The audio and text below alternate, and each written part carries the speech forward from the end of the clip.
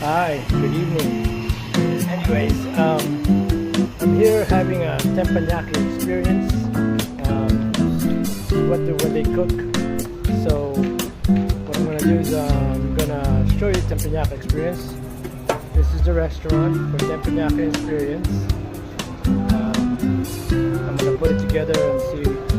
If you're ever here in New Valley and you want the teppanyaki experience or some good Japanese food, come over here and have some good Japanese food. They cook it right in front of you. It's like a dinner and a show in front of you. So, anyways, very good experience. Very affordable. Nothing so big. Sorry.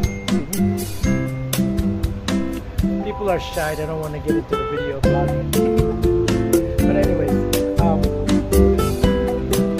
it's just for people who want to have Japanese. There's some California rolls. There's also what I ordered is some steak, and it's like surf and turf. So more to come when we go inside. So let's go inside and let's see how it works. Okay. Not much people here, but